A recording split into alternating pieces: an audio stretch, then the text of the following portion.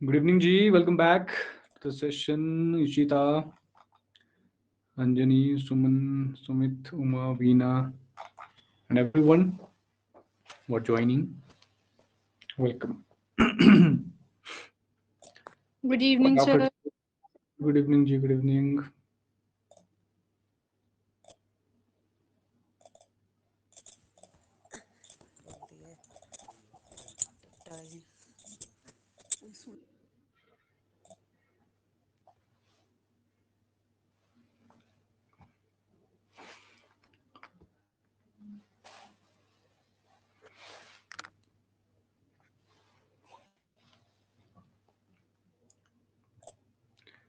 तो लर्निंग के बारे में कल हम डिस्कस कर रहे थे कि लर्निंग किस तरीके से कोई स्टूडेंट करता है या कोई भी इंडिविजुअल करता है. गुड इवनिंग जी. Good evening.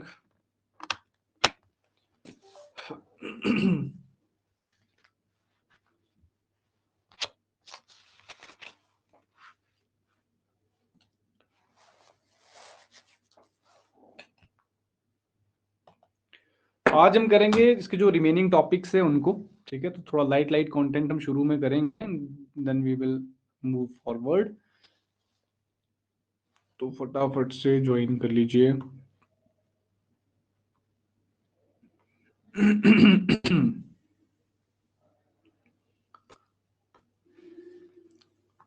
कल वाला थोड़ा रिवाइज भी कर लेंगे.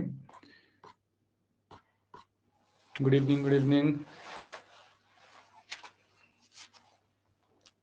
तो कल रात को जैसे हमारी क्लास खत्म हुई तो धरती हिली थी थोड़ी सी ना, कुछ ज्यादा हैवी क्लास हो गई थी कल. भूकंप के झटके. बर्डन ज्यादा हो गया था ना सर. हाँ, उस वजह से हुआ है ये. उस वजह से हुआ है ये. आवाज मेरी डबल क्यों आ आवाज रही है मेरी भाई डबल क्यों आपको? आ रही है भाई आपको? मेरी आवाज डबल आ रही है सर आपको? मेरी अपनी वाली मेरी आवाज अपनी बैक वाली आ. आवाज बैक आ. अच्छा ओके सर. आपके साथ ही ये दिक्कत हो रही है, बाकी किसी के साथ नहीं. आप क्या ईयरफोन लगा के सुन रहे हो या क्या कर रहे हो? या स्पीकर में? नहीं सर मैंने ईयरफोन नहीं लगाया हुआ सर, ऐसे ही है. स्ट्रेंज. स्ट्रेंज. बाकी किसी के साथ ये बाकी समस्या नहीं किसी है के साथ जब इस आप समस्या नहीं, बात बस करते जब हो. आप बात करते हो. तो सर मैं क्या करूँ, आप मुझे बताओ ना. नहीं नहीं, आप कुछ मत नहीं करिए. आप कुछ मत करिए. मैं तो बता रहा हूँ, मैं इसमें से तो क्या ही बता कर रहा हूँ, सकते हैं. मैं तो क्या ही कर सकता हूँ.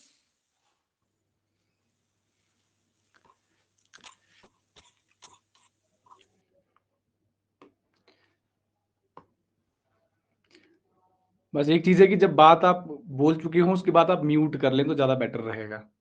एक बार बोल देना, उसके बाद म्यूट भी कर लिया करो.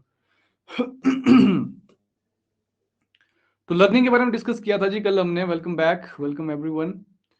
तो लर्निंग से रिलेटेड हमने कुछ चीजें कल डिस्कस करी थी. आज काफी इंपॉर्टेंट चीजें हम देखेंगे. आज जो एग्जाम में काफी बार चीजें पूछी जा चुकी हैं वो चीजें हम डिस्कस करेंगे. तो लर्निंग में कुछ डेफिनेशंस हमने कल देखी.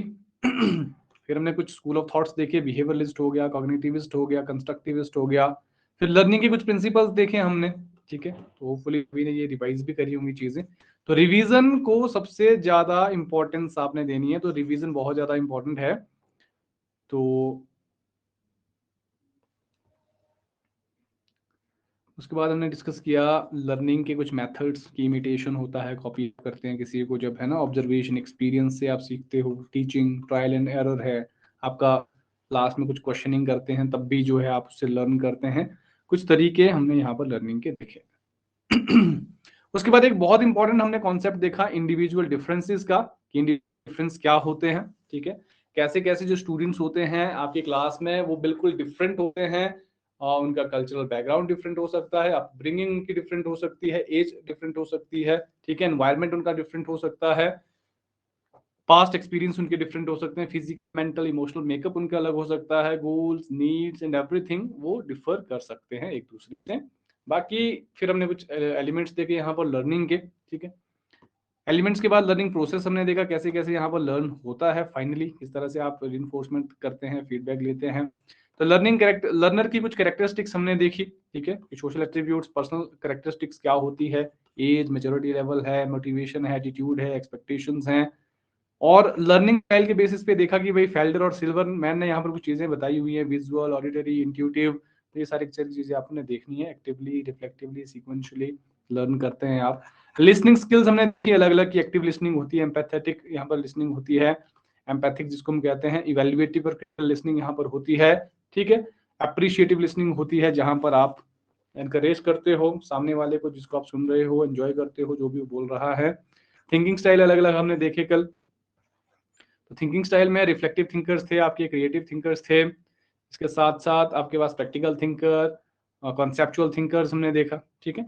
नाउ आज जो हम यहाँ पर करने वाले हैं, आई होप सभी आ चुके हैं, जिन लोगों ने देखना है, ज्वाइन करना है लाइव, सभी ज्वाइन कर चुके हैं। अब हम देखेंगे एडल्ट लर्नर। लर्नर की हम बात कर रहे हैं, एक होता है एडल्ट लर्नर आपके पास, एक होता है एडोलसेंट लर्नर आपके पास, है ना। इसके बारे में डिस्कस करेंगे हम।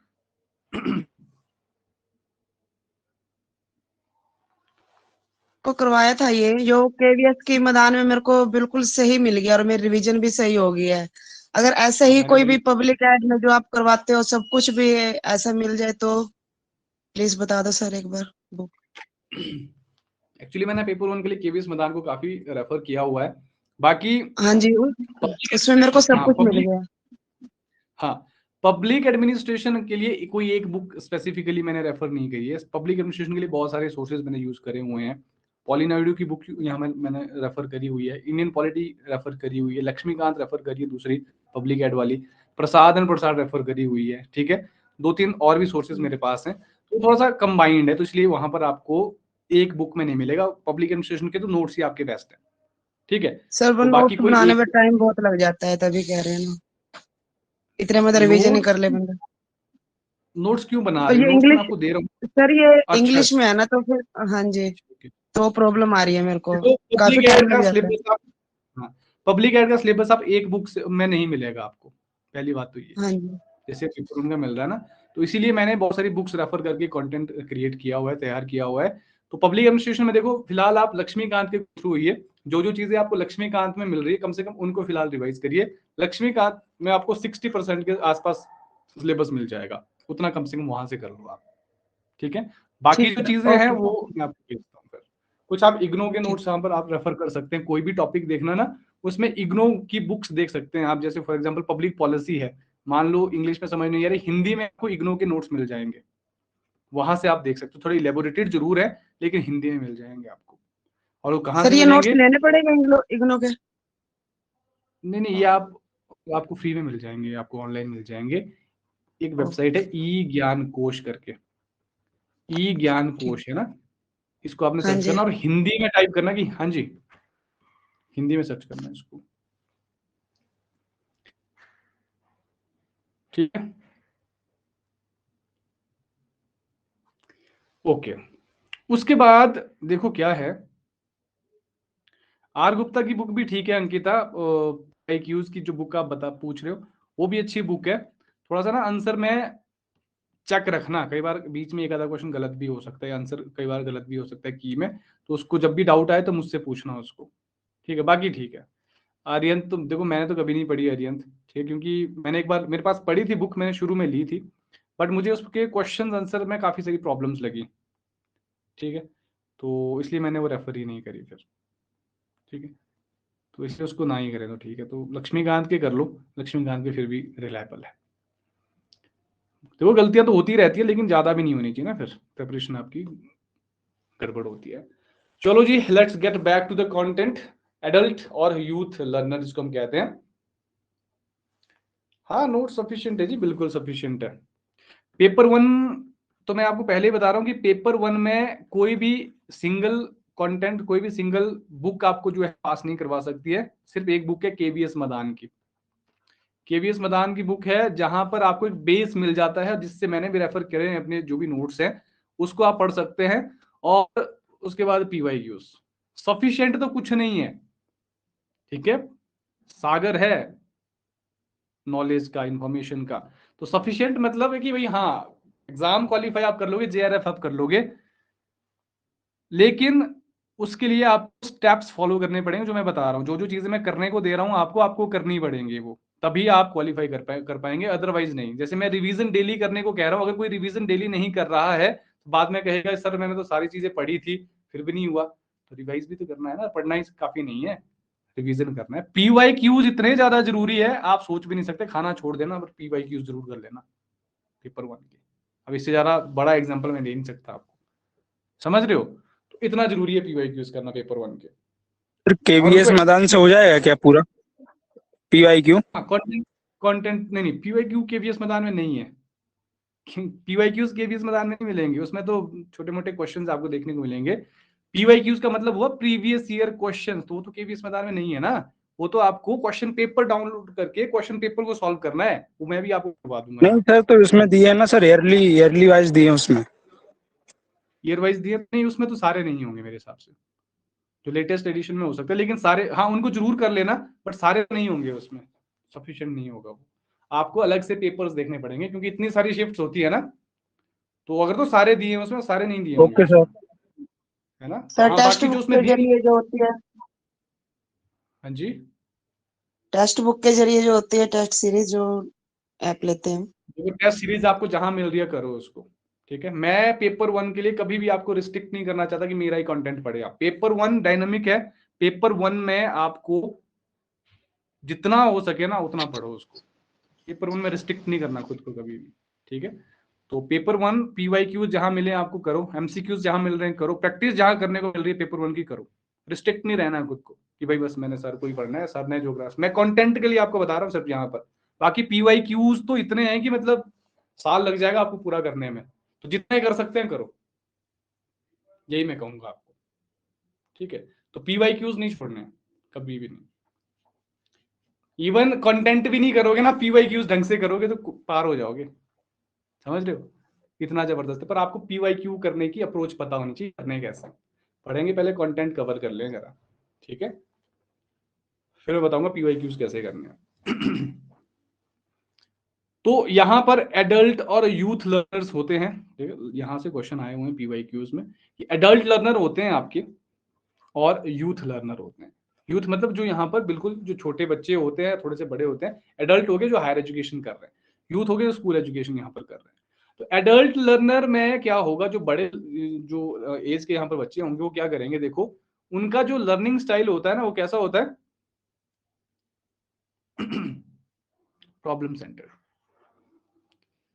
कोई भी प्रॉब्लम है, प्रॉब्लम का मतलब हो गया कोई भी आपने एक्टिविटी करनी है, सॉल्व करना है, कुछ भी है ना, काम आपको दिया है करने को, टास्क ओरिएंटेशन है, वो आप करोगे।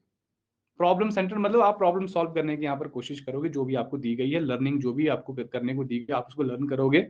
जो यूथ लर्नर होगा वो सब्जेक्ट ओरिएंटेड होता है कि आपको जितना सिलेबस में दिया हुआ है बस वही आपको करना है, सब्जेक्ट ओरिएंटेड है, जो सब्जेक्ट आप पढ़ रहे हो उसी से रिलेटेड आप चीजें यहाँ पर करोगे। लेकिन जो एडल्ट लर्नर है वो प्रॉब्लम सेंटर्ड है कि जैसी उसकी प्रॉब्लम होगी, जो भी उसको टास्क दिया है करने को वो उस हिसाब से देखेगा, चाहे फिर उसके लिए उसको सिलेबस से बाहर जाना पड़े, जो भी चीजें, ठीक है। तो यूथ लर्नर होगा सब्जेक्ट ओरिएंटेड और सब्जेक्ट तक ही सीमित रहेगा, जो स्कूल के बच्चे हो गए, ठीक है। रिजल्ट ओरिएंटेड होगा आपका एडल्ट लर्नर। रिजल्ट ओरिएंटेड मतलब आपको आउटकम चाहिए। Hello sir. Sir adolescence learner भी यूथ लर्नर ही होंगे? हाँ, एडोलेसेंस में यूथ होगा आपका।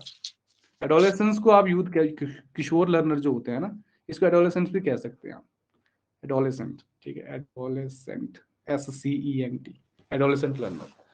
तो एडल्ट लर्नर हो गया आपका जो जो हायर एजुकेशन यहाँ पर परस्यू कर रहे हैं। रिजल्ट ओरिएंटेशन होगा आपका एडल्ट लर्नर में, यहां से क्वेश्चन आया हुआ है PYQ में, तो ध्यान रखें थोड़ा सा। रिजल्ट ओरिएंटेड मतलब आउटकम चाहिए उनको, सोल्यूशन चाहिए, यहाँ पर वो सोल्यूशन सीख करने में यहाँ पर विश्वास करेंगे। और ये होंगे फ्यूचर ओरिएंटेड कि भाई फ्यूचर में वो देखेंगे कि कैसे उनका लेवल ऑफ एजुकेशन बढ़ेगा, ठीक है। तो वो सब्जेक्ट पढ़ रहे हैं ताकि फ्यूचर में फिर और सब्जेक्ट पढ़े, फिर और सब्जेक्ट पढ़े, और फिर जब एडल्ट लर्नर हो फिर वो यहाँ पर सेल्फ सफिशिएंट हो और सेल्फ डायरेक्टेड यहाँ पर हो, ठीक है।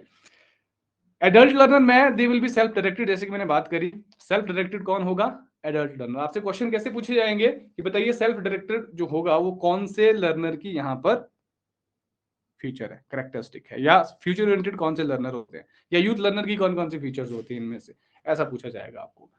सेल्फ डायरेक्टेड हो गया एडल्ट लर्नर और depends on adults for directions. तो यहाँ पर जो यूथ लर्नर होगा, एडोलसेंट लर्नर होगा, क्या करेगा, एडल्ट्स के ऊपर डिपेंड रहेगा डायरेक्शन के लिए। जो एडल्ट्स होंगे, बड़े लोग होंगे, उनके जो यहाँ पर एल्डर्स होंगे, उनसे वो डायरेक्शंस लेंगे, या हम कहेंगे भाई टीचर्स से वो डायरेक्शन लेंगे कि भाई करना क्या है, हमने कैसे पढ़ाई करनी है, कितनी पढ़ाई करनी है, ठीक है। सुसेप्टिबल अबाउट न्यू इन्फॉर्मेशन, जो एडल्ट लर्नर होगा वो सुसेप्टिबल होगा नई इन्फॉर्मेशन के लिए, यानी कि जो नई इन्फॉर्मेशन उसको आप दे रहे हो उस पर डाउट करेगा। ऐसा नहीं कि आपने जो कह दिया वो उसको मानेगा, जी नहीं, उसको डाउट करेगा, सुसेप्टिबल रहेगा वो, उसको डाउट करेगा कि ये जो इन्फॉर्मेशन दी जा रही है मुझे, क्या सही है या गलत है। एकदम से विश्वास नहीं करेगा, क्योंकि वो प्रॉब्लम ओरिएंटेड है, वो यहाँ पर उसका सोल्यूशन देखेगा, उसको रिसर्च करेगा, फिर जाके उस इन्फॉर्मेशन को बिलीव करेगा। लेकिन जो एडोलसेंट या हम कहीं यूथ लर्नर होते हैं, they easily accept new information, जैसे उनको बताया गया है वो जैसा टीचर कहेगा उनको, वो चुपचाप से क्या कर लेंगे, एक्सेप्ट कर लेंगे, अच्छा ठीक है टीचर्स ने कहा सही होगा, ठीक है। और जो एडल्ट लर्नर होगा ये एक्सेप्ट करेगा responsibility for their own learning, कि भाई हम जो लर्न कर रहे हैं वो हमारी अपनी रिस्पॉन्सिबिलिटी है, जितना हम काम करेंगे, जितना हम यहाँ पर टास्क ओरिएंटेशन रखेंगे, जितना हम काम करेंगे उतना हम लर्न करेंगे, जितनी लर्निंग होगी वो हमारी अपनी वजह से होगी, इसमें टीचर का रोल नहीं है। और जो डिपेंडेंस, जो यहाँ पर यूथ लर्नर होगा वो डिपेंड रहेगा आपके दूसरों के ऊपर अपनी लर्निंग के लिए, या दूसरों के मतलब टीचर के ऊपर, या जो भी इसके एल्डर्स होंगे उनके ऊपर लर्निंग के लिए डिपेंड रहेंगे। वही है कि छोटे बच्चे कैसे हैं, यूथ का मतलब हो गया जो छोटे बच्चे हैं वो कैसे लर्न करते हैं, और जो एडल्ट लर्नर यानी कि जो हायर एजुकेशन जो यहाँ पर ले रहे हैं वो कैसे यहाँ पर लर्न कर रहे हैं, ठीक है। तो ये हो गया इनके बीच में डिफरेंस। तो यहाँ से कई बार क्वेश्चन पूछा जाता है, ठीक है, कि क्या होता है एडल्ट लर्नर, क्या होता है यूथ लर्नर, तो इसको आपने ध्यान में रखना, कई बार इस तरह से क्वेश्चंस पूछे जा सकते हैं। तो एक और हमारे टॉपिक आता है जो काफी ज्यादा इंपॉर्टेंट है और जहां से क्वेश्चन अगेन पूछे गए हैं, कि ऐसे कौन कौन से फैक्टर्स हैं जो टीचिंग को अफेक्ट कर रहे हैं। ये आपका काफी प्रैक्टिकल सा क्वेश्चन यहां पर है, तो आप खुद इसको जो है अंदाजा लगा सकते हैं इसमें कि कौन से वो पर्टिकुलरली फैक्टर्स हो सकते हैं जो टीचिंग को अफेक्ट करते हैं। ये पीवाईक्यू में क्वेश्चन यहां से आया हुआ है। तो देखो भाई, टीचिंग आर्ट भी है, साइंस भी है, जैसे कि हमने डिस्कस करा, और there are many factors which affects the effectiveness of teaching. प्रभावशालीता जो भी जिसको हम कहेंगे प्रभावशाली, जो आपका जो शिक्षण होगा, जो टीचिंग होगी वो कैसे होगी, उसके लिए कुछ फैक्टर्स होते हैं। उससे बढ़ भी सकती है, घट भी सकती है, कम भी हो सकती है इफेक्टिवनेस, है ना, डिपेंड करता है। तो these factors are multi dimensional and can affect the teaching in various way. बहुत सारे तरीकों से आप इन फैक्टर्स को देखते हैं कि बहुत सारे तरीकों से ये फैक्टर्स क्या कर सकते हैं, टीचिंग को अफेक्ट कर सकते हैं। तो कैसे कर सकते हैं, कैसे प्रभाव डाल सकते हैं, इसको देखेंगे हम। It is important to know about this factors, है ना, ताकि हम उनको सही कर सके। हम क्यों समझना चाहते हैं उन फैक्टर्स जो कि टीचिंग को यहां पर अफेक्ट करते हैं, ताकि हम उनको करेक्ट कर सकें। इसीलिए हम चीजों को समझ, इसीलिए हम यहाँ पर इन फैक्टर्स को, ताकि हम उनको करेक्ट कर सके, काफी ज्यादा इंपॉर्टेंट यहाँ पर है। तो सबसे पहला जो हमारे पास फैक्टर आता है, मुझे बताना, इसको जरा रिलेट भी कर सकते हैं आप, देखना बिल्कुल प्रैक्टिकल सी चीजें, क्या आपने कभी ये चीजें फील करी हैं, नहीं करी हैं, इसको आपने मुझे बताना। देखो सबसे पहले क्या है, एजुकेशनल क्वालिफिकेशन है जी टीचर की। अब मुझे बताओ, क्या एजुकेशनल क्वालिफिकेशन मैटर करती है टीचर की या नहीं करती है? ऑब्वियसली करती है। अगर क्वालिफाइड टीचर है तो ज्यादा अच्छे से यहाँ पर पढ़ाएगा, अगर क्वालिफाइड नहीं है तो नहीं पढ़ा सकता अच्छे से। और जनरली क्या एज्यूम किया जाता है कि जो क्वालिफाइड टीचर होते हैं उनको हायर क्लासेस यहाँ पर पढ़ानी चाहिए, और जो लेस क्वालिफाइड टीचर्स होते हैं उनको लोअर क्लासेस यहाँ पर पढ़ानी चाहिए।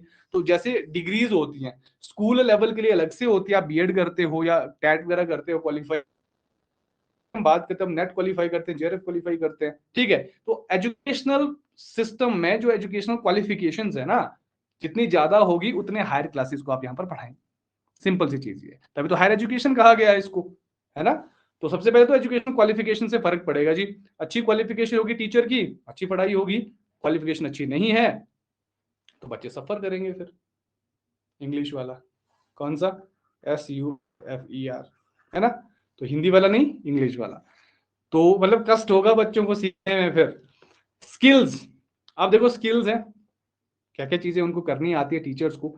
तो एडिक्वेट स्किल्स अगर होंगी, काफी मात्रा में अगर स्किल्स आपके पास होंगी, तो इससे टीचर क्या है, इफेक्टिव मैनर में आप पढ़ा सकते हैं। अब स्किल्स में क्या आएगा जी, क्या हो सकती है जी टीचर की स्किल्स, कोई बताएगा?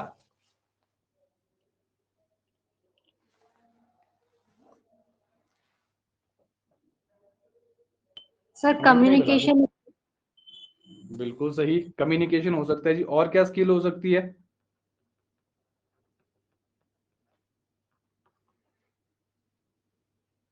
सब्जेक्ट की नॉलेज होनी चाहिए, ठीक है जी। और क्या होना चाहिए टीचर में? Method of teaching. ठीक है जी, ways of teaching, ways of teaching अच्छे होने चाहिए, ठीक है। और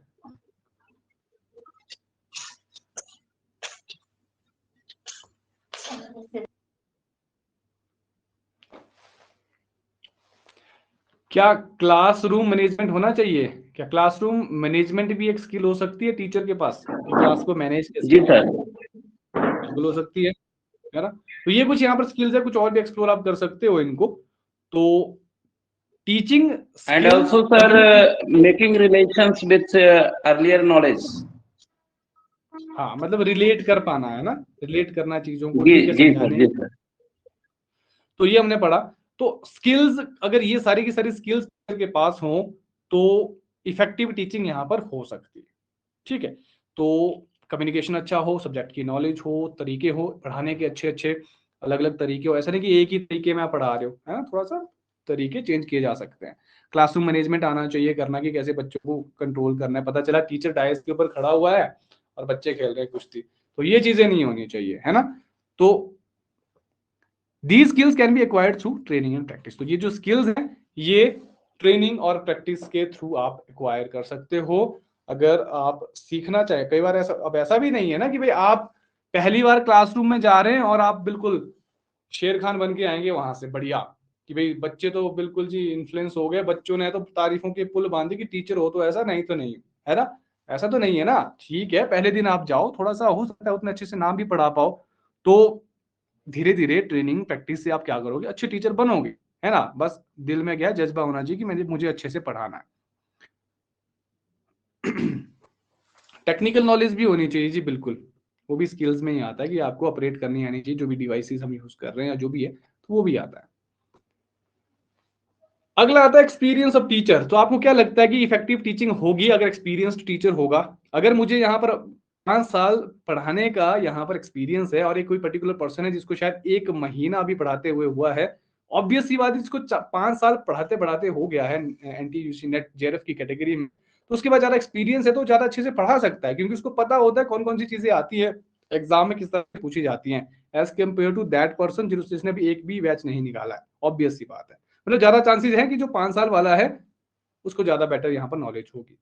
teacher himself always is learner all the time. तो इस लाइन को ना याद रखना हमेशा। आप जब टीचर बनोगे, या आप में से कुछ टीचर कुछ ट्यूशन पढ़ाते हैं, कुछ बच्चों को पढ़ाते हैं, स्कूल में पढ़ाते हैं, तो आप हमेशा एक लर्नर है। मैं हूं, मैं अगर आपको पढ़ा जी रहा हूँ सर। तो मेरी लर्निंग भी साथ में यहाँ पर बेसिकली चल रही है, ठीक है। तो मैं ऐसा नहीं कि मैं टीचर हूँ तो मैं पता नहीं क्या हो गया यहाँ पर, I am just one of जो आप लोग हैं उनमें से ही मैं हूं, ठीक है। तो मैं भी यहाँ पर लर्निंग ही कर रहा हूं। तो teacher is always a learner, याद रखना इस चीज को। हमेशा आप स्टूडेंट रहेंगे, चाहे आप कितने बड़े टीचर, प्रोफेसर होते बड़े बड़े प्रोफेसर, जो हमेशा ये कहते हैं कि मैं अभी स्टूडेंट हूं। पब्लिक एडमिनिस्ट्रेशन का प्रोफेसर नहीं, पब्लिक एडमिनिस्ट्रेशन का स्टूडेंट हूं, ऐसे बोलते हैं। मतलब डाउन टू अर्थ है, उनको पता है कि नॉलेज इतनी ज्यादा है, ये सागर इतना बड़ा है, हम इसके एक बूंद के बराबर भी नहीं, इतनी ज्यादा नॉलेज है यूनिवर्स में, ठीक है। तो इसीलिए टीचर हमेशा क्या है, एक लर्नर होता है। और a good teacher would always like to share his enhanced knowledge with the students. और एक अच्छा टीचर वो होता है जो अपनी जो नॉलेज है उसको स्टूडेंट के साथ शेयर करे, ठीक है। जो भी उसके पास जो इंक्रीजिंग नॉलेज उसकी बढ़ रही है नॉलेज, और बढ़ती हुई नॉलेज को वो स्टूडेंट्स के साथ क्या करे, साझा करे। Experience also help in better handling of students queries and classroom management. वही चीजें आती है, देखो की स्किल्स में आती हैं कि अगर आपके पास एक्सपीरियंस अच्छा है, अगर आपको पता है, पहले आपने पढ़ाया हुआ है और आपको पता है कैसे हैंडल करना है स्टूडेंट्स को, उनकी क्वेरीज, उनके क्वेश्चंस को कैसे हैंडल करना है, कैसे उनको सॉल्व करना है, और क्लासरूम को कैसे मैनेज करना है, ताकि न्यूसेंस क्रिएट ना हो, शोर क्लासरूम में ना हो, ध्यान बना रहे क्लासरूम में बच्चों का टीचर की बातों पे, तो वो शायद सबसे ज्यादा अच्छी बात होगी अगर आपके पास एक्सपीरियंस है उस चीज का। तो एक्सपीरियंस बहुत ज्यादा जरूरी है, ठीक है।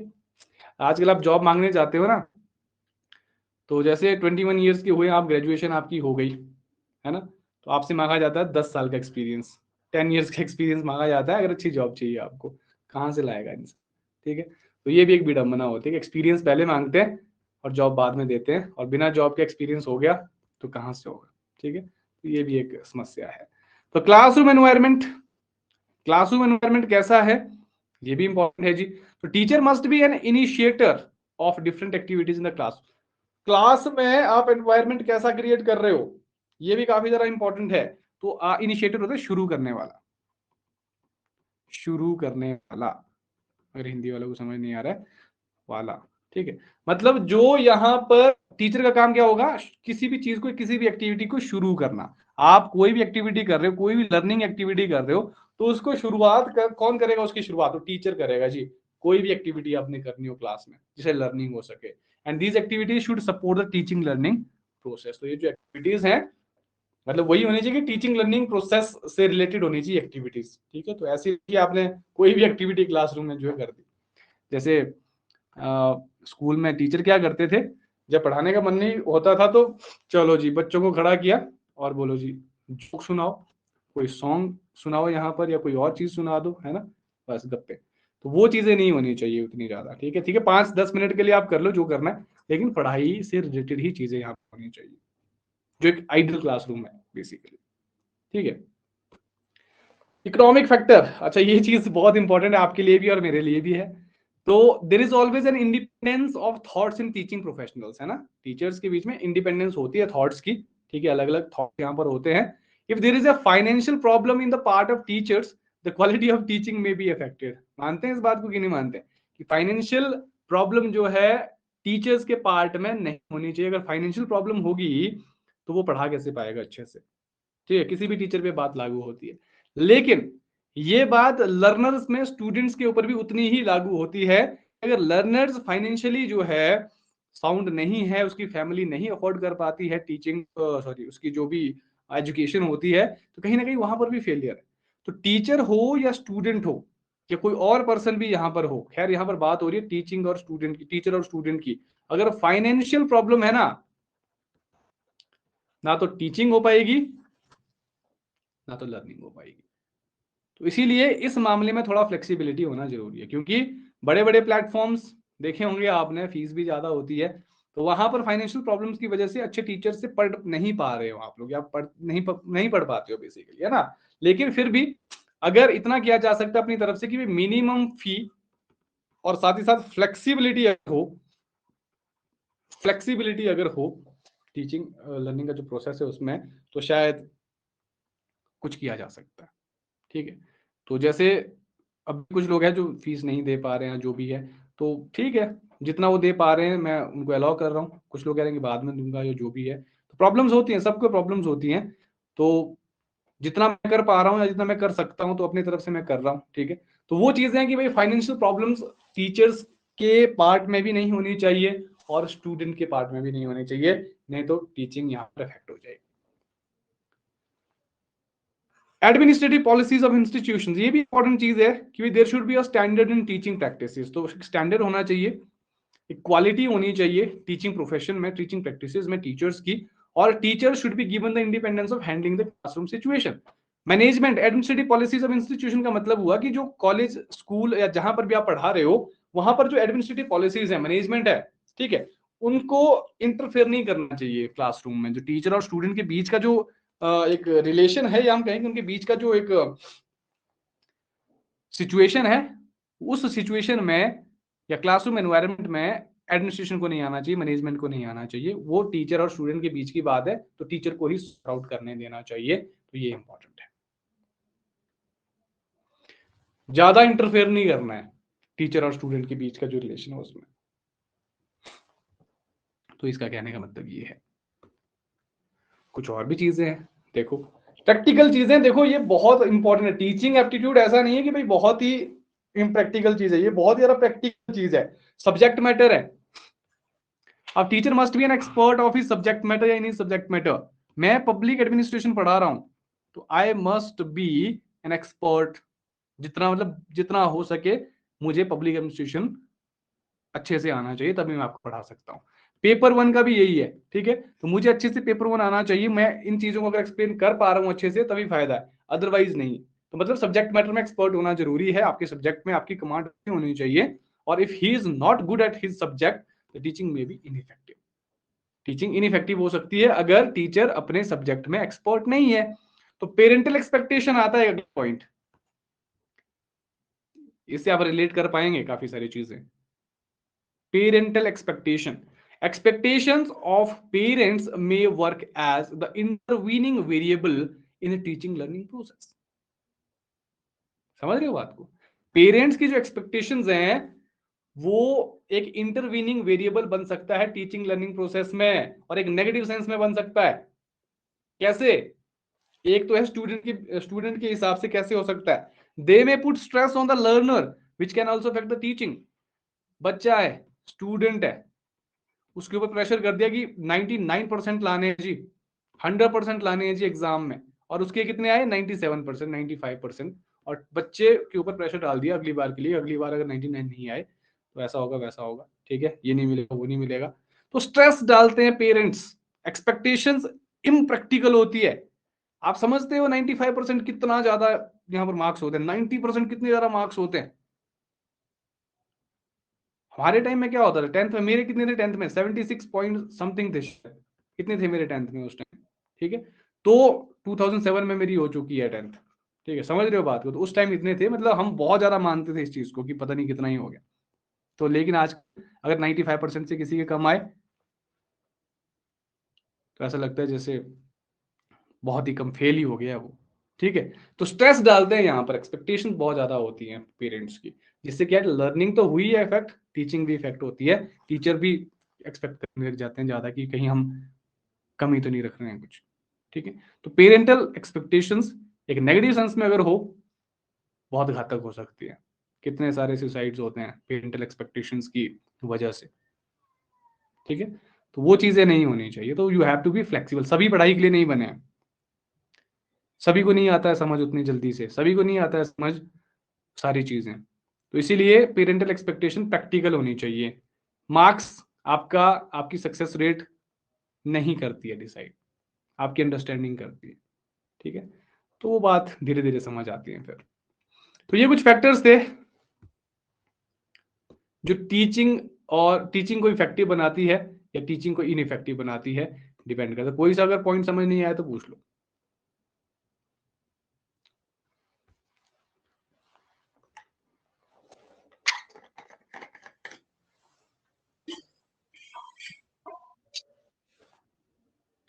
सर पेरेंटल हाँ, दोनों ने एक ही सवाल पूछ लिया भाई, तालियां हो जाएगा इनके लिए, ठीक है। पेरेंटल एक्सपेक्टेशन नहीं समझ आया, पेरेंटल एक्सपेक्टेशन हो गया। सर मैं बोल रहा हाँ हूँ जी। पेरेंटल एक्सपेक्टेशंस जो है पॉजिटिव भी तो हो सकती है। हाँ पॉजिटिव हो सकती है, लेकिन यहाँ पर हम नेगेटिव सेंस में ले रहे हैं कि अगर पेरेंट इस तरह से एक्सपेक्ट करेंगे तो इफेक्ट होती है टीचिंग। पॉजिटिव होने में भी पॉजिटिव भी हो सकती है एक्सपेक्टेशंस, लेकिन नेगेटिव ही होती है ज्यादातर। आप लोगों ने देखा होगा आज की टाइम में पेरेंट्स जो यहाँ पर हम नेगेटिव सेंस में बात कर रहे हैं कि उससे इफेक्ट होता है। अगर पॉजिटिव हो तो उससे कोई ज्यादा फर्क नहीं पड़ता, नॉर्मल टीचिंग लर्निंग चलती रहती है अगर हम नॉर्मल एक्सपेक्टेशन करें। लेकिन यहाँ पर एक्सपेक्टेशन, ओवर एक्सपेक्टेशन की बात हो रही है एक्चुअली, देखा जाए ना, ज्यादा एक्सपेक्ट कर लेते हैं बच्चे से और प्रेशराइज हो जाता है, स्ट्रेस हो जाता है, और उसकी वजह से ना तो उसकी पढ़ाई अच्छे से होती है ना टीचर ध्यान दे पाता है, क्योंकि पेरेंट्स स्टूडेंट्स के साथ साथ टीचर को भी जो है बताता है कि हमें आपसे क्या एक्सपेक्टेशन है कि हमारा बच्चा 100% यहाँ पर लाए, 95% लाए, 99% लाए। तो इससे टीचर भी प्रेशर में आ जाता है, ठीक है। तो ये सारी चीजें सर होती है। तो पेरेंट, हाँ जी सर अगर जैसे पेरेंटल एक्सपेक्टेशंस हैं तभी तो स्टूडेंट की एक मोटिवेशन बनी रहेगी कि उस चीज पे मतलब डटा रहेगा वो। ये तो मेरे आइडिया से हाँ सर पॉजिटिव ज्यादा इंपॉर्टेंस है इसका। देखो अलग अलग तरह से है, नेगेटिव सेंस में है ये तो ज्यादा डिस्ट्रक्शन है, पॉजिटिव में है तो फिर बहुत अच्छी बात है। पॉजिटिव का मतलब अब एक्सपेक्टेशन, अब देखो ना एक्सपेक्टेशन जो अपेक्षाएं होती है ना हमारी, तो वो अगर ज्यादा हो जाए ना फिर दिक्कत है। बस वही बातें हम यहाँ पे दोनों सेंस में बातें कर रहे हैं, ऐसे नहीं कि मैं सिर्फ नेगेटिव बातें कर रहा हूँ। नेगेटिव सेंस में ज्यादा नुकसान है इसलिए उस पर ज्यादा एम्फेसाइज कर रहा हूँ कि भाई वो चीजें गलत है।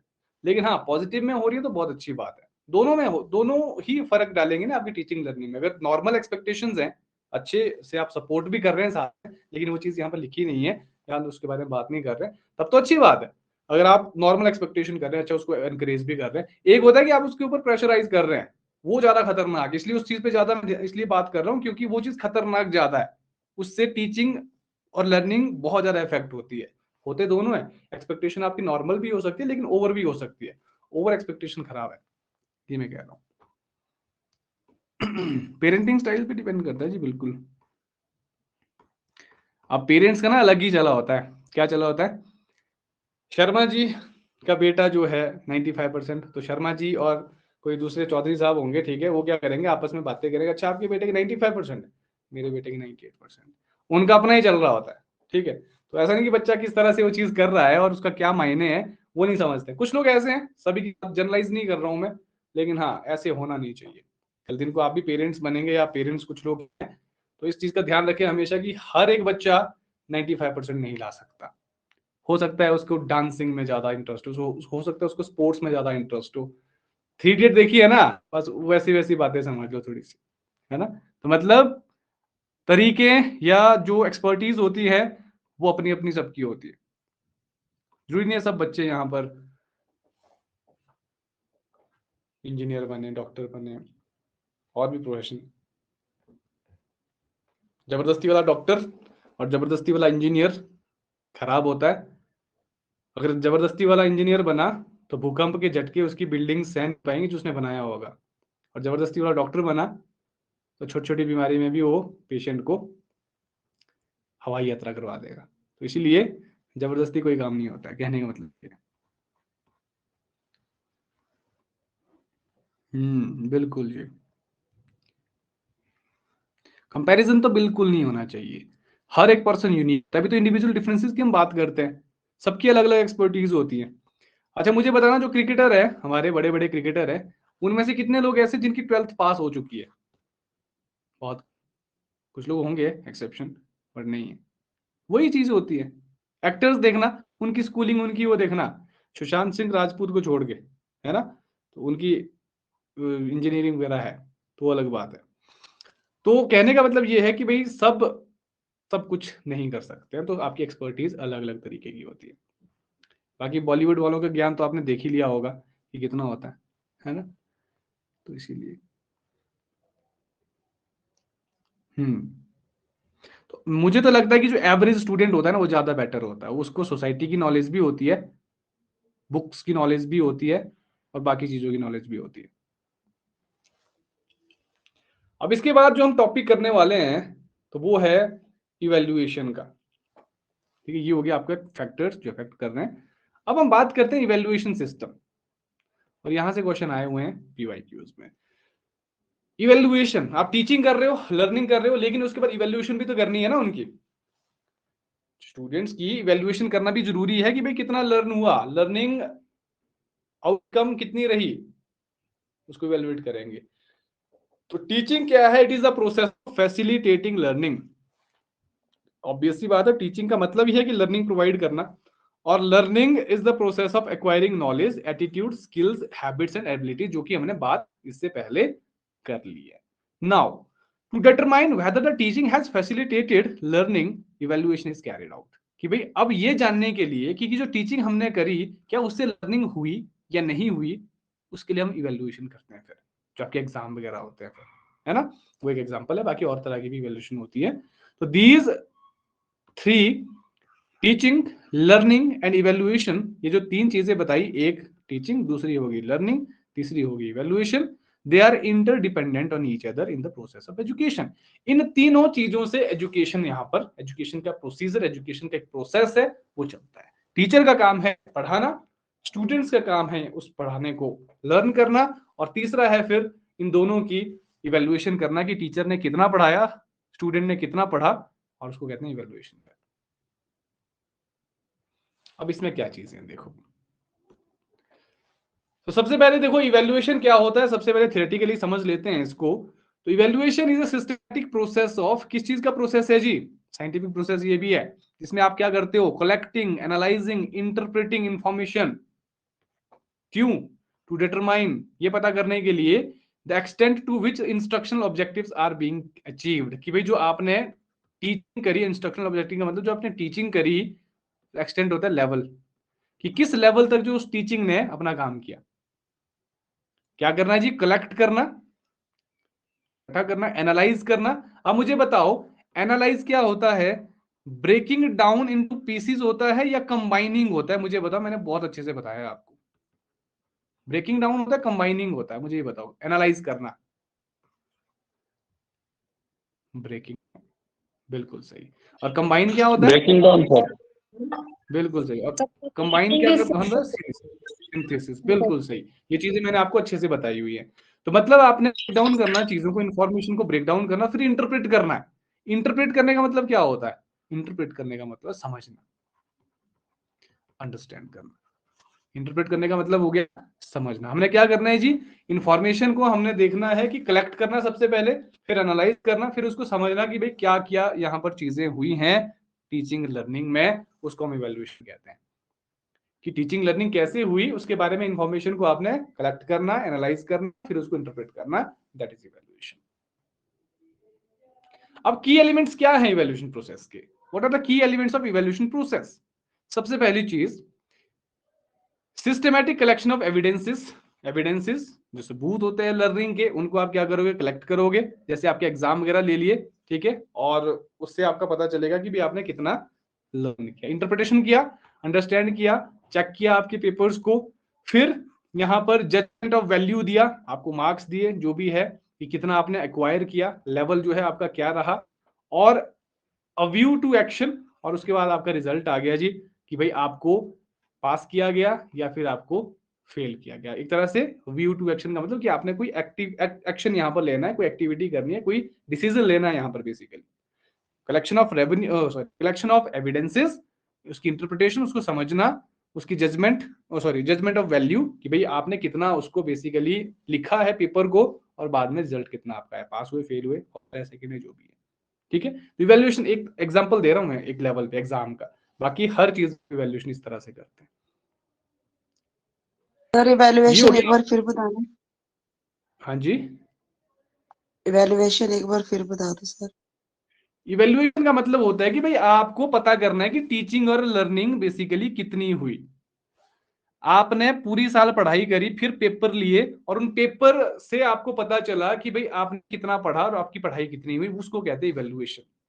रिजल्ट आता है ना जब आपको, वो आपकी इवैल्यूएशन हो गई, उसमें आपको पता चलेगा कि इवैल्यूएशन आपकी कितनी हुई, मतलब आपने कितना पढ़ाई करी, आपके टीचर ने कितना पढ़ाया, आपने कितनी पढ़ाई करी, वो होगी इवैल्यूएशन। मूल्यांकन हिंदी में कहते हैं। सर ये ब्रेक मूल्यांकन, डाउन और ये आपने कंबाइन सिंथेसिस बताई, इसके बारे में बताने एक बार। अच्छा अच्छा, मैं फिर से, मुझे लग रहा है आपको ये शायद थोड़ा टेक्निकल लैंग्वेज में समझ नहीं आया। एक सेकंड, क्या हुआ देखो, इवैल्यूएशन का मतलब, वो जो तो मैं कह रहा हूँ, इवैल्यूएशन का मतलब है मूल्यांकन करना चीजों का, कि आपने बेसिकली कितना लर्न किया जो आपको टीचर ने पढ़ाया। इसमें जो स्टेटमेंट है ना, ये कह रही है कि भाई एक ऐसा सिस्टमेटिक प्रोसेस होता है जहां पर आप कलेक्ट करते हो। कलेक्ट समझते हो? कलेक्ट करना क्या होता है? इकट्ठा करना, है ना, गेन करना, कलेक्ट करना क्या? इंफॉर्मेशन को। एनालाइज करना किसको? इंफॉर्मेशन को। एनालाइज करना होता है ब्रेक डाउन करना, छोटे छोटे पीसीज में ब्रेक डाउन करने का मतलब हुआ कि एक एक चीज को आप समझ रहे हो, इंटरप्रेट कर रहे हो। ठीक है, ब्रेक डाउन करने का मतलब हुआ कि भाई आप अगर बहुत बड़ा कॉन्सेप्ट है, 10 लाइन का कॉन्सेप्ट है, तो एक एक लाइन को आप अलग अलग तरीके से समझ रहे हो। इंटरप्रेट करना होता है अंडरस्टैंड करना, मीनिंग उसका समझना। ठीक है, तो उस इंफॉर्मेशन का, जिससे आपको ये पता चलेगा कि टीचिंग लर्निंग कितनी हुई, उस इंफॉर्मेशन को कलेक्ट करना, एनालाइज करना और इंटरप्रेट करना। और कहां से पता चलेगा? एग्जाम्पल दिया मैंने एग्जाम का आपको, कि एग्जाम एक ऐसी इंफॉर्मेशन है, उन पेपर से आपको पता चलेगा कि भाई टीचिंग लर्निंग कैसे हुई, वो इंफॉर्मेशन होगी आपके पास इवैल्यूएशन करने के लिए। तो उस इंफॉर्मेशन को, उस एग्जामिनेशन पेपर्स को क्या करना है? कलेक्ट करा, एनालाइज करा और इंटरप्रेट, समझा उसको, उसके बाद उसको इवैल्यूएट किया कि भाई कितने नंबर देने हैं इसको, कितना इसने सीखा है, कितना इसने बेसिकली लर्न किया है।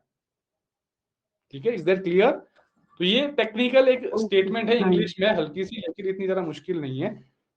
होपफुली दिस जी इज सर क्लियर। आगे समझ। ठीक है जी। अब इवैल्यूएशन की कैरेक्टरिस्टिक्स क्या है, विशेषताएं क्या है इवैल्यूएशन की? ये भी एक आपके पास क्वेश्चन बनता है, पीवाईक्यू में आया हुआ ये क्वेश्चन। तो कॉम्प्रिहेंसिव आता है जी सबसे पहले। इवैल्यूएशन में क्या करना है जी? कॉम्प्रिहेंसिवनेस होनी चाहिए, वही है कॉम्प्रिहेंसिवनेस का। कॉम्प्रिहेंशन समझते हैं ना आप, बस कि रीडिंग करके कॉम्प्रिहेंड करना, समझना। तो अंडरस्टैंडेबल होना चाहिए, वही है, समझने लायक होनी चाहिए आपकी इवैल्यूएशन। तो evaluation must try to assess all aspects of child development, बच्चे की जो स्टूडेंट है उसकी डेवलपमेंट के जितने भी पहलू हैं, जितने भी डायमेंशन है, एस्पेक्ट्स हैं, उस सबको बेसिकली एसेस करना है जी, आपने देखना है कि कितनी डेवलपमेंट हुई बच्चे की, स्टूडेंट की। तो इसीलिए डिफरेंट टेक्निक्स हम क्या है यूज कर सकते हैं ताकि इवेल्युएट कर सके परफॉर्मेंस चाइल्ड की, कि बच्चे ने कितना परफॉर्म किया। तो अलग अलग तरीकों से बेसिकली उसको हम कर सकते हैं, थ्योरी से, प्रैक्टिकल से। और there must be an understanding about the techniques of the evaluation, कि आप किस तरीके से इवेल्युएशन करोगे, क्या टेक्निक रहेगी, तरीका, वे क्या रहेगा आपका इवेल्युएट करने का। टाइप्स ऑफ इवेल्युएशन इसके बाद हम देखेंगे, वो बहुत इंपॉर्टेंट है। ठीक है जी। तो कॉम्प्रिहेंसिवनेस का मतलब कि आपकी जो इवैल्यूएशन है ना, वो समझने लायक होनी चाहिए, अंडरस्टैंडेबल होनी चाहिए। और जो आपकी इवैल्यूएशन है वो कॉन्टिन्यूअस होनी चाहिए। लगातार आप इवैल्यूएट करते रहेंगे बच्चों को, तो शायद आप अच्छे तरीके से उसको इवैल्यूएट कर पाओगे। तो कंटिन्यूअस का मतलब evaluation is a continuous process as education. जैसे एजुकेशन कंटिन्यूअस चलती है ना, इवैल्यूएशन भी चलती रहेगी। जैसे जैसे आप लर्न करते जाएंगे, वैसे वैसे आप इवैल्यूएट भी करते जाएंगे कि लर्निंग कितनी बेसिकली हुई। There is no fix time limit for the evaluation, continuous process है। आपने लर्न किया, आप इवैल्यूएट करते रहोगे, चाहे आपने फाइनल एग्जाम में करा, चाहे आपने टेस्ट में करा, क्लास टेस्ट में करा, चाहे कहीं पर भी पूछ के आपने उसको जो इवैल्यूएट करा कि आपने कितना सीखा। तो ये कंटिन्यूअस प्रोसेस है। ऐसा नहीं कि कोई टाइम लिमिट है कि फाइनल पेपर में ही इवैल्यूएशन होती है, ऐसा बिल्कुल भी नहीं। ठीक है, तो आप क्लास में भी इवैल्यूएट कर सकते हो, कभी भी कर सकते हो। तो इसके लिए एक सिस्टम है, सीबीएसई ने बेसिकली इसको अडॉप्ट किया हुआ है, continuous and comprehensive evaluation, CCE. इसको डायरेक्टली पीवाईक्यू में पूछा गया है, तो किसने, सीबीएसई ने इसको अडॉप्ट किया है, कॉन्टिन्यूअस एंड कॉम्प्रिहेंसिव इवैल्यूएशन, जो कि 2 पैरामीटर्स के ऊपर बेस्ड है। Continuous and comprehensive evaluation, CCE, इसकी फुल फॉर्म आपको पता होनी चाहिए, कंटिन्यूअस एंड कॉम्प्रिहेंसिव, यानी कि कंटिन्यू भी चलती रहेगी इवैल्यूएशन, और कॉम्प्रिहेंसिव भी होनी चाहिए उसकी इवैल्यूएशन। यही 2 पॉइंट्स जो हमने पढ़े, एक कंटिन्यूअस वाला है और जो दूसरा पॉइंट हमने पढ़ा कौन सा, पिछले वाला, कॉम्प्रिहेंसिव। ये दोनों पॉइंट्स जो है सीबीएसई ने यहाँ पर अडॉप्ट किया, उसका नाम दिया कंटिन्यूअस एंड कॉम्प्रिहेंसिव इवैल्यूएशन। और जो कंटिन्यूअस एंड कॉम्प्रिहेंसिव इवैल्यूएशन है, जिसमें कंटिन्यूटी भी है और कॉम्प्रिहेंसिवनेस भी है, मतलब एक तरह से समझने लायक भी होती है, हम कहें कि भाई अंडरस्टैंडेबल भी है ये इवैल्यूएशन, इजी टू अंडरस्टैंड भी है, और कंटिन्यूअसली भी चलती रहती है। इससे क्या होता है, it helps in improving students performance by identifying his और हर लर्निंग प्रॉब्लम्स और difficulties at regular time intervals. अब सीसीई क्या करती है, इससे स्टूडेंट्स की जो परफॉर्मेंस है ना वो इंप्रूव होती है, बढ़ती है। कैसे, बाय आइडेंटिफाइंग हिज और हर लर्निंग प्रॉब्लम्स, की भाई जो स्टूडेंट है, चाहे लड़का है चाहे लड़की है, उसकी लर्निंग प्रॉब्लम्स क्या है, उनको समझते हैं आप। लर्निंग में क्या मुश्किलें उसको आ रही है, सीखने में क्या प्रॉब्लम्स उसको आ रही है। तो कंटिन्यूअस एंड कॉम्प्रिहेंसिव इवैल्यूएशन से हम क्या करते हैं, बार बार और रेगुलर टाइम इंटरवल के साथ जो है ये चीजें करते रहते हैं। हम आइडेंटिफाई करते रहते हैं कि अगर पढ़ाई में अच्छा है तो क्यों है, पढ़ाई में कमजोर है तो क्यों, प्रॉब्लम्स क्या आ रही है। There are also some remedial measures for enhancing their learning performance, और साथ ही साथ remedial measures का मतलब होता है solutions, प्रॉब्लम्स के लिए सॉल्यूशंस भी निकाले जाते हैं, कि अगर लर्निंग में कुछ दिक्कत आ रही है तो सॉल्यूशंस भी देते हैं हम। सबसे पहला सीसीई का काम क्या है, कि बच्चों को ये पता करना है पहले कि बच्चों को समस्या कहाँ आ रही है लर्निंग में, कठिनाई कहाँ आ रही है पढ़ने में, और उसके बाद उसको सोल्यूशन भी देना है। कंटिन्यूसली इवैल्यूएट करते रहना है उनको, कंटिन्यूसली जो है उनको उनका मूल्यांकन करते रहना है कि भाई उन्होंने कितना पढ़ा, क्या उनको आया, क्या उनको आ रही हैं चीजें, कौन सी चीजें उनको जो है नहीं आ रही हैं। ये सारी की सारी चीजें सीसीई में ये करते हैं, तो सीबीएसई ने इसको अडॉप्ट किया हुआ है। अब टाइप्स सबसे इंपॉर्टेंट है, एक सेकंड, कैरेक्टरिस्टिक्स हो गई, एक सेकंड जो, हाँ, टाइप्स ऑफ इवैल्यूएशन यहां से नहीं, यहां से बेसिकली। तो ये नॉन रेफरेंस्ड और ये क्राइटेरियन में आपको बाद में बताता हूं, पहले बताता हूं नॉर्मल टाइप्स ऑफ इवैल्यूएशन आपको। तो इवैल्यूएशन के जो टाइप्स है ना, फिलहाल यहां से शुरू करते हैं, इसको देखना जरा। यहां पर अगर ये समझ नहीं आए ना आपको, तो मेरे को पूछना आपने ना, क्योंकि ये इंपॉर्टेंट है, बहुत ज्यादा इंपॉर्टेंट है। अब इवैल्यूएशन कैसे कर सकते हैं, इसको जरा समझते हैं। सबसे पहली चीज, सबसे पहले कलर चेंज करते हैं इसका, है ना, पेन का, प्लेसमेंट इवैल्यूएशन। अब मैं एग्जांपल के साथ समझाऊंगा ये चीजें, क्या है जी, प्लेसमेंट इवैल्यूएशन। सबसे पहले क्यों की जाती है प्लेसमेंट इवैल्यूएशन, व्हाई जो है आंसर ये पहली लाइन में है, क्यों। To determine the knowledge and skills of the students. Student की, बच्चे की यहाँ पर नॉलेज और उसकी जो स्किल्स हैं वो कितनी है उसको डिटरमाइन करने के लिए। और दूसरा वाई यहां पर ये है to check the aptitude of a candidate for the course, योग्यता, कि किसी पर्टिकुलर कैंडिडेट की योग्यता कितनी है किसी पर्टिकुलर कोर्स में। इसका एग्जांपल सबसे पहले देखो, एंट्रेंस एग्जामिनेशन। अब मैं आपको बताऊंगा एमए जो आप कर रहे हैं, एमए का तरीका क्या है करने का। सबसे पहले क्या देते हैं आप, और ये पीवाईक्यू में आई है सारी टाइप्स ऑफ इवैल्यूएशन, एंट्रेंस देते हैं आप। एमए का एग्जांपल दे रहे हैं, एमए का मैं एग्जांपल दे रहा हूं कि आपने एमए में क्या है किसी यूनिवर्सिटी में एंट्रेंस दिया जी, सबसे पहले वो क्या हो गई, प्लेसमेंट इवैल्यूएशन। एंट्रेंस दिया, कहीं भी पेपर दिया आपने सर्विसेज का, तो यहां पर सिंपल मैं तरीका बता रहा हूं, एमए का पूरा कोर्स याद रखना है, पूरी इवैल्यूएशन आपको याद हो जाएगी। एमए का एंट्रेंस दिया वो होगी प्लेसमेंट इवैल्यूएशन, है ना। और यहां पर क्या चेक किया जाता है, whether the candidate has the caliber or not। Caliber होता है कैपेबिलिटी, एबिलिटी, योग्यता।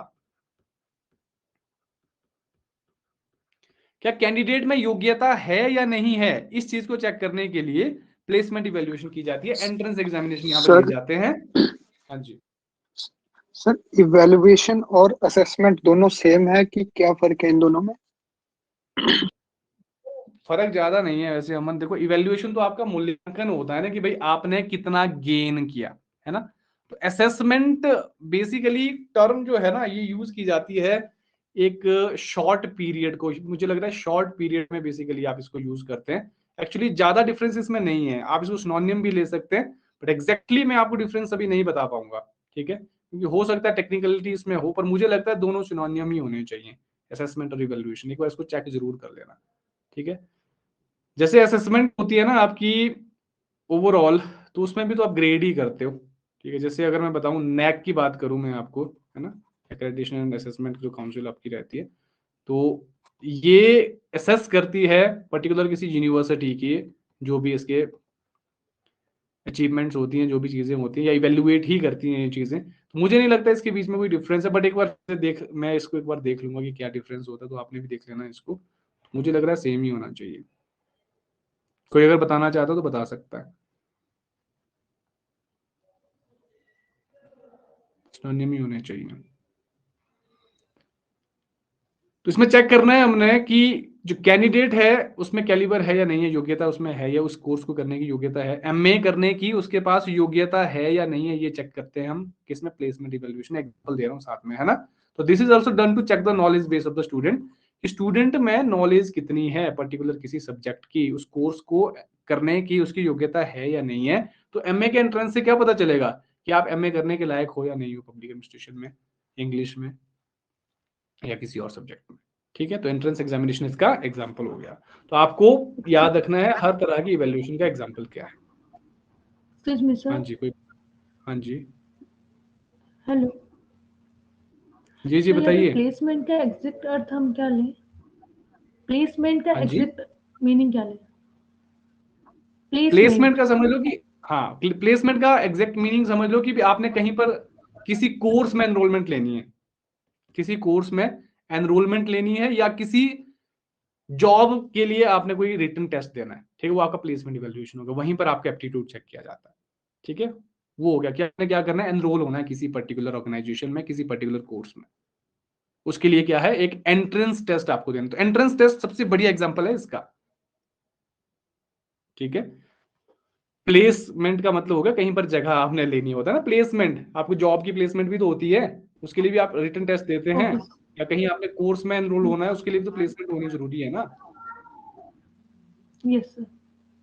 जी, दूसरा आपके पास आता है फॉर्मेटिव इवैल्यूएशन, जिसको एग्जाम में बहुत बार पूछा जाता है, इंपॉर्टेंट है, और पीवाईक्यू में डायरेक्टली भी पूछा गया है इसको हम इंटरनल इवैल्यूएशन भी कहते हैं।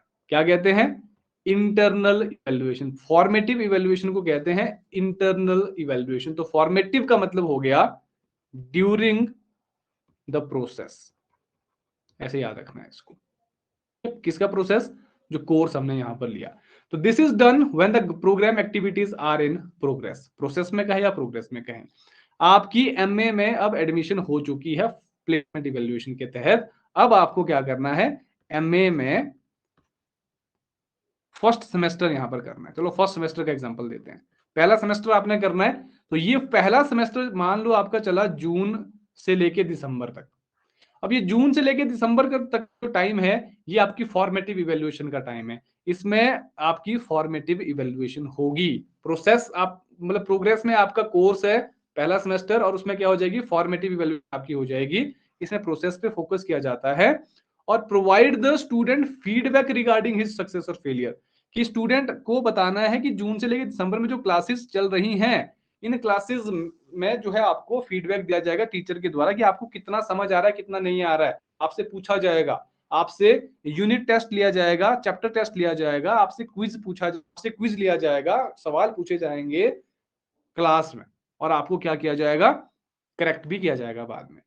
लर्निंग एरर्स भी आप यहाँ पर आइडेंटिफाई करेंगे और उनको बाद में आप करेक्ट भी करेंगे। क्लास में पूछ लिया आपसे जी, वो फॉर्मेटिव इवैल्यूएशन हो गया, क्योंकि अभी कोर्स चल रहा है, फाइनल इवैल्यूएशन आपकी हुई नहीं है, और ड्यूरिंग कोर्स जो है आपसे क्या है, सवाल पूछे जा रहे हैं। ठीक है, तो ये हो गया फॉर्मेटिव इवैल्यूएशन, जहां पर कोई चीज चल रही होती है, प्रोसेस में है, अब ये कोर्स पूरा नहीं हुआ है, और कोर्स के दौरान आपसे क्लास में पढ़ाया जा रहा है, आपसे पूछा जा रहा है, और जो पूछा जा रहा है वो हो गया फॉर्मेटिव इवैल्यूएशन। पूछा कैसे जा रहा है, डायरेक्टली पूछा जा रहा है, टेस्ट लेके पूछा जा रहा है, ठीक है, क्विज लेके पूछा जा रहा है, तो वो फॉर्मेटिव इवैल्यूएशन का टाइप हो जाएगा। दूसरा हो गया, और इसको क्या कहा जाता है, इंटरनल इवैल्यूएशन। इंटरनल इवैल्यूएशन इसलिए क्योंकि वो क्लास के अंदर ये सारी चीजें होती हैं आपकी। यहाँ हम कहें कि भाई फाइनल नहीं हो रहा है ये अभी, ठीक है, अभी टीचर और स्टूडेंट के बीच की बात है ये। तीसरी तरह की आती है डायग्नोस्टिक इवैल्यूएशन। डायग्नोज करना, डॉक्टर के पास जाते हैं तो डॉक्टर क्या करते हैं, आपको डायग्नोज करते हैं। डायग्नोज करने का मतलब क्या होता है, आइडेंटिफाई करते हैं कि आपको प्रॉब्लम क्या है, आइडेंटिफाई करते हैं किसको, प्रॉब्लम्स को, कि प्रॉब्लम्स क्या है जी। तो यहां पर भी यही चीजें होती है। डायग्नोज क्या होती है, डायग्नोज तो provides an explanation for the possible causes for problems in learning which is not given in the formative evaluation. Formative evaluation में जरूर आप यहां पर प्रॉब्लम्स को थोड़ा करेक्ट करते हैं, लेकिन यहां पर थोड़ा ज्यादा लेवल पे प्रॉब्लम्स को आइडेंटिफाई किया जाता है। डायग्नोस्टिक इवैल्यूएशन में टीचर क्या करता है, प्रॉब्लम जो यहाँ पर लर्निंग में आ रही है बच्चे को, उसको क्या करता है, डायग्नोज करता है, आइडेंटिफाई करता है। ये ज्यादा कॉम्प्रिहेंसिव है और डिटेल्ड है then formative evaluation. Formative evaluation में भी कहीं ना कहीं प्रॉब्लम्स आइडेंटिफाई की जाती है, लेकिन ये ज्यादा बड़े लेवल पे होता है डायग्नोस्टिक इवैल्यूएशन, जहां फोकस ही किया जाता है स्ट्रेंथ और वीकनेसेस ऑफ द स्टूडेंट्स, कि भी क्या प्रॉब्लम्स आ रही है स्टूडेंट्स को लर्न करने में। तो एग्जांपल, आप एमए में है, फिर से पहला सेमेस्टर चल रहा है, और आप टीचर यहां पर क्या करेगा, जानने की कोशिश करेगा कि बच्चे की यूनिट टेस्ट में लो परफॉर्मेंस क्यों है, स्टूडेंट्स की पढ़ाई में दिक्कतें क्यों आ रही हैं, कठिनाइयां आ रही हैं, क्यों आ रही हैं, डायग्नोज करना है।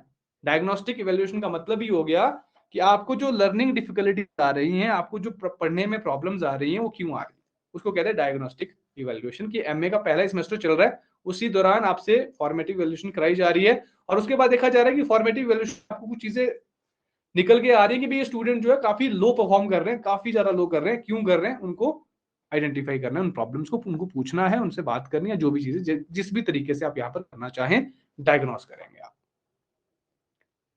प्रॉब्लम्स को आइडेंटिफाई करेंगे। फिर आता है समेटिव इवैल्यूएशन जी। समेटिव का मतलब हो गया कि फाइनल इवैल्यूएशन आपने करनी है। क्या करनी है जी, फाइनल इवैल्यूएशन। तो इसको एक्सटर्नल इवैल्यूएशन भी कहते हैं, और इंटरनल किसको कहते हैं जी, फॉर्मेटिव को। बस ये पता होना चाहिए आपको, ठीक है। तो यहां पर you are basically judging a program और course at the end, summation. MA first semester हो गया जी खत्म, उसके हो गए एग्जाम, कौन से वाले, फाइनल एग्जाम हो गए जी, और उस फाइनल एग्जाम के बाद जो रिजल्ट आपका आता है ना, वो हो गया आपका समेटिव इवैल्यूएशन।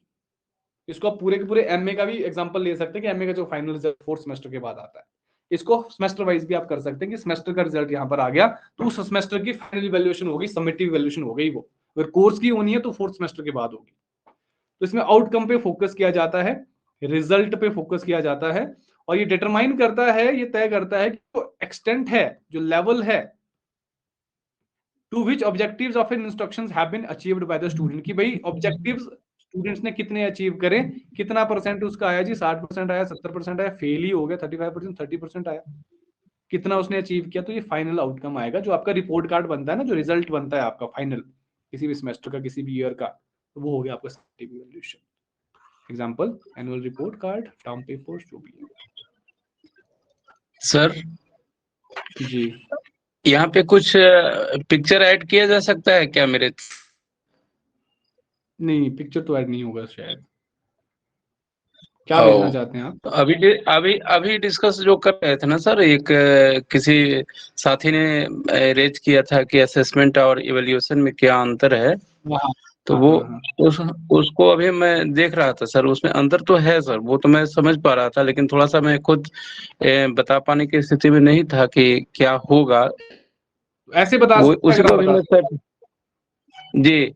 तो असेसमेंट में सर एक जो है ना, इसमें एक एट ए टाइम जो है ना वो प्रोसेस जब चलते रहता है तो वो चीजें आती है उसमें, और ये पॉजिटिव सेंस में असेसमेंट लिया जाता है सर। और इवैल्यूएशन जो है एट लास्ट में कह लीजिए या जजमेंटल होता है, और इसका मतलब कोई वगैरह इवैल्यूएशन में नहीं होता। रिजल्ट आप इसको एक तरह से मान लीजिए, हालांकि एक फॉर्मेटिव इवैल्यूएशन जो अभी आप जस्ट बताए उसमें ये क्लास के दरमियान ही होता है, लेकिन अगर एक सिर्फ इवैल्यूएशन की बात करेंगे तो वो लास्ट में होता है। और असेसमेंट में फीडबैक वगैरह भी दिया जाता है, थोड़ा सा पार्ट दोनों का मैच भी करता है सर। उसी चलते कंफ्यूजन हम समझते हैं एक साथी को हो रही होगी। चलो वेल ट्राइड। चलो इसको करते हैं डिस्कस, ठीक है, देखेंगे आप लोग भी देखिए इसको, बाकी लोग। थैंक यू अंजनी जी जी एलैबोरेट जी करने जी। के। तो ये आपके टाइप्स ऑफ इवैल्यूएशन हो गए जी। आई होप यहाँ पर सभी को समझ आ गया कि इवैल्यूएशन कितने तरह की है, क्यों है, कैसे कैसे, सब तरह की इवैल्यूएशन समझ आ गई। इसके बाद दो इंपॉर्टेंट इवैल्यूएशन की मैं आपको बात बताऊंगा कि दो इंपॉर्टेंट इवैल्यूएशन हमारे पास है, ठीक है, तो उसको डिस्कस करेंगे हम। ये वाले क्लियर हो सभी को? बिल्कुल इजी है, बस एमए का एग्जांपल याद रखना है आपने कि एमए में पहले आपकी प्लेसमेंट हुई, मतलब आप एनरोल हुए, फिर आपके जो है क्लास के दौरान आपकी फीडबैक लिया गया, आपसे क्वेश्चनिंग की गई, टेस्ट वगैरह लिए गए, फिर डायग्नोज किया गया आपको, लास्ट में फिर आपके पेपर हो गए, फाइनल एग्जामिनेशन हो गए। सिंपल है। लेकिन इसके साथ साथ जो एग्जाम में आते हैं, दो तरह की इवैल्यूएशन हमारे पास है। एक तो है जी आपके पास नॉर्म रेफरेंस्ड इवैल्यूएशन, दूसरा है क्राइटेरियन रेफरेंस्ड इवैल्यूएशन। तो इसको आपने समझना है इसका मतलब क्या है, ये पूछा जाता है पीवाईक्यू में, जाता है मैचिंग में आते हैं क्वेश्चन मैक्सिमम, ठीक है जी। तो नॉर्म रेफरेंस्ड जो इवैल्यूएशन होता है ना, ये क्या होता है, इसको एग्जांपल के साथ आपको मैं समझाता हूं। दिस इवैल्यूएशन और this test is used to ascertain an individual's status with respect to the performance of other individual on that test। एक इंडिविजुअल है जी और दूसरा इंडिविजुअल है, इन दोनों का क्या किया जाता है, कंपैरिजन किया जाता है, परफॉर्मेंस का कंपैरिजन किया जाता है, और जनरली यूज किया जाता है कॉम्पिटिटिव एग्जाम्स में। इसमें नंबर देखे जाते हैं कि किसके कितने हैं, और उन नंबर्स के बेसिस पे रैंक किया जाता है, समझ रहे हो? तो जैसे फॉर एग्जांपल राहुल फर्स्ट आया मैथमेटिक्स में, यहां पर राहुल है, यहां पर कोई स्टूडेंट एक्स है, कोई वाई है, कोई जेड है। राहुल के आए 100 में से 80 नंबर, एक्स के आए 70, वाई के आए 65, जेड हो गया फेल 20 नंबर के साथ। मैथ में फेल भी बनता है ना एक आधा, इसको फेल कर देते हैं। तो राहुल यहां पर क्या आया, फर्स्ट, एक्स क्या आया यहां पर, सेकंड, ये आया यहां पर थर्ड, ठीक है। ये क्या हो गया, नॉर्म रेफरेंस इवैल्यूएशन, जहां पर आप क्या कर रहे हो, कंपेयर कर रहे हो। रैंक जहां पर आप दे रहे हो क्या हो जाएगा, नॉर्म रेफरेंस इवैल्यूएशन। नेट के एग्जाम में आप परसेंटाइल देखते हो, परसेंटाइल आपको मिलता है कि आपका 100 परसेंटाइल आया, 99 परसेंटाइल आपका आया।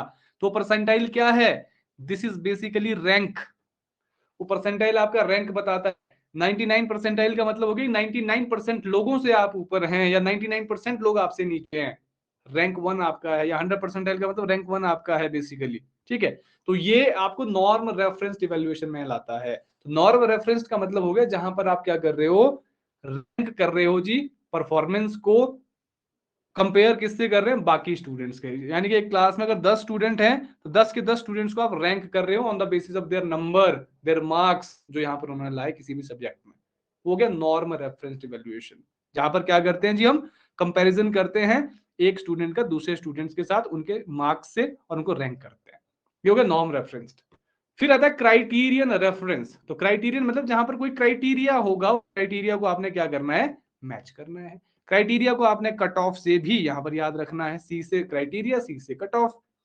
तो this test describes the learners achievement on a performance continuum. मतलब कट ऑफ जैसे 60% में अगर आपका नेट हो रहा है, 65% में आपका जेआरएफ हो रहा है, आपके अगर 60% है, किसी के 61 है, किसी के 62 है, 64 है, तो 64 वाला भी नेट होगा, 60% वाला भी नेट होगा, क्योंकि इन्होंने कट ऑफ बराबर यहां पर क्या करिए, पास करिए। 60% से ऊपर जितने भी हैं और 65% से नीचे जितने हैं वो सारे के सारे क्या है, नेट है। और इसके 65% है, 66 है, 75% है, तो 75% वाला भी जेआरएफ है, 65% वाला भी जेआरएफ है, कोई मैटर नहीं करता, कोई रैंकिंग नहीं हो रही है आपकी यहाँ पर।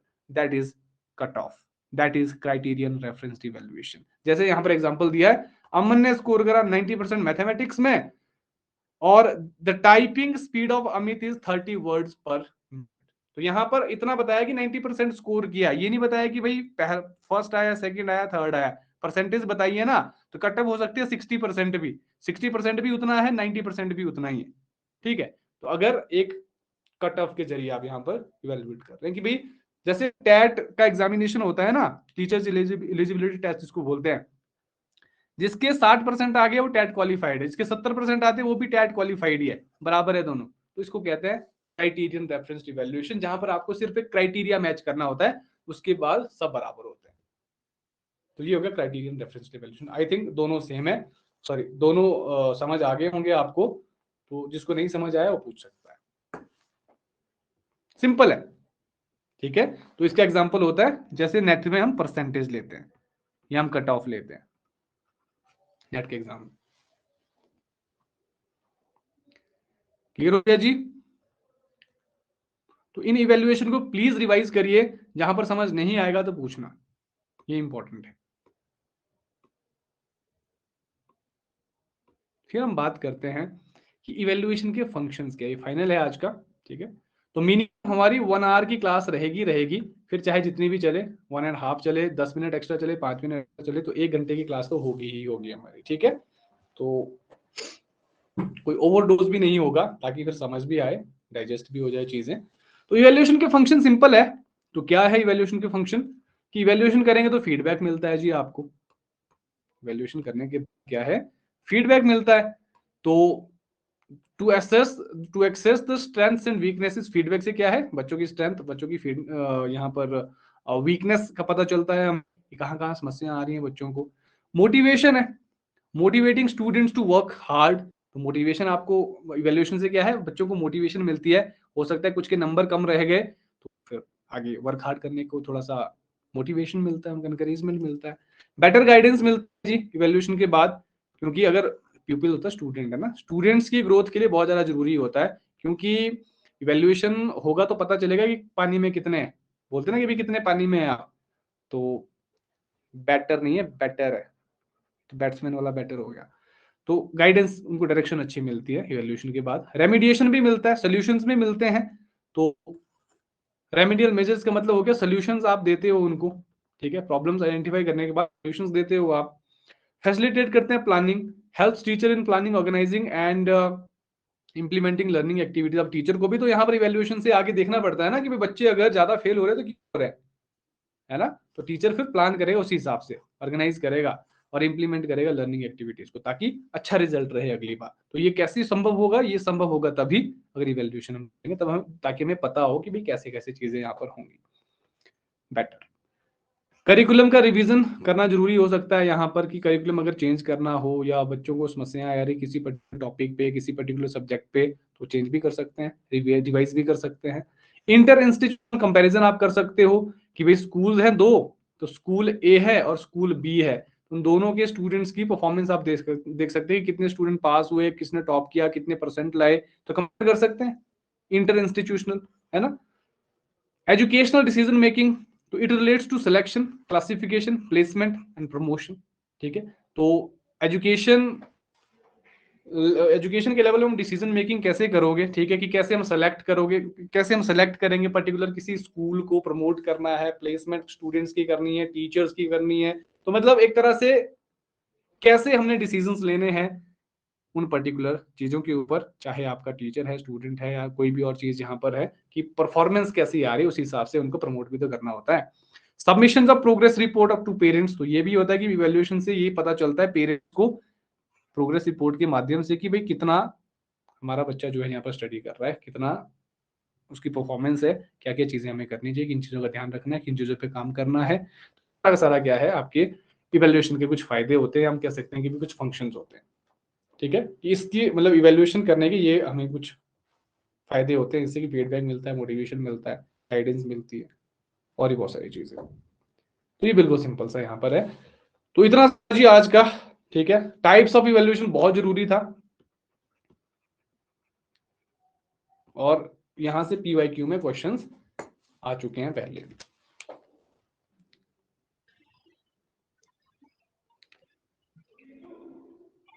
ओके,